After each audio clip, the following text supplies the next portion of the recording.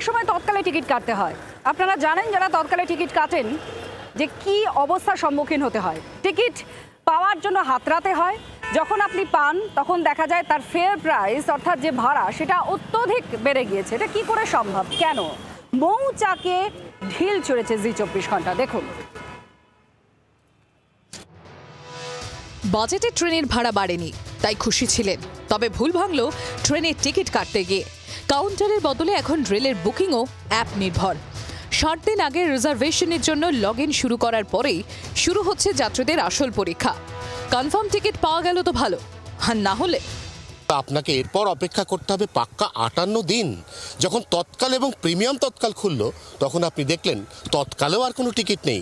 সেক্ষেত্রে প্রিমিয়াম তৎকাল অর্থাৎ dynamic fair, এই ডাইনামিক ফেয়ারের মাধ্যমে রেল মানুষকে কার্যত নাস্তানাবুদ করছে বলে কোটি কোটি ভারতবাসীর অভিযোগ। অপেক্ষা করতে হবে 58 দিন, সাধারণ টিকিট নিয়ে নাস্তানাবুদ করছে বলে অভিযোগ। 10টার সময় টিকিট ওপেন হলো, 10টা 10-15 পর্যন্ত কোনোভাবেই আমি এন্ট্রি করতে পারলাম না। কিছুক্ষণ পরে বাফারিং হতে হতে যখন 10:30টার কাছাকাছি গিয়ে পৌঁছালো, আমি দেখতে থাকলাম প্রাইসটা কনস্ট্যান্ট এসকেলেশন হতে থাকছে এবং লাস্ট গিয়ে আমার 2500 টাকার টিকিটটা গিয়ে দাঁড়ালো 9200 টাকায়। লকডাউনের পর 80% দূরপাল্লার ট্রেনে প্রিমিয়াম তৎকাল টিকিট চালু হয়েছে। সর্বত্রই এই সমস্যা।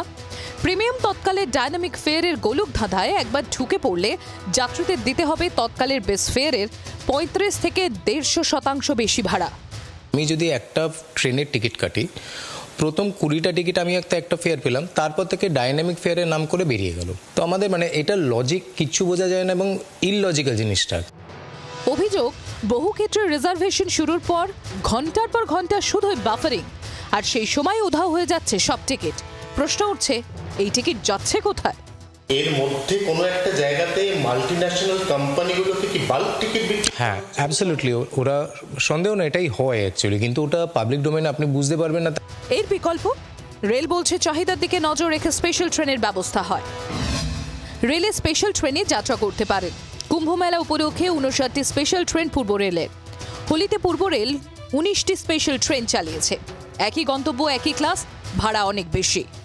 ট্রেন তো আমি আটকাতে পারবো না, প্যাসেঞ্জার ক্যারিং ট্রেন, অতএব ফ্রেট ট্রেন ডিলেইং বা অন্যান্য এগুলো হতে থাকে, যার ফলে আমার আবার রেভিনিউ লস হয়। শেয়ারটা কিছুটা অন্তত আমরা প্যাসেঞ্জারদের কাছ থেকে নিয়ে থাকছি, কিন্তু এটা মনে করার কারণে যে টোটাল বার্ডেনটাই শিফট হচ্ছে, কারণ অধিকাংশ ট্রেনই কিন্তু সাবসিডিতে চলে। এই জোড়া জাঁতাকলে কার্যত পিষ্ট ভ্রমণ পিপাসী যে কোনো সাধারণ মানুষ।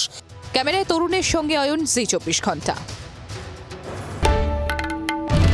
বাংলার আওয়াজ, বাঙালির আবেগ, জি 24 ঘন্টা।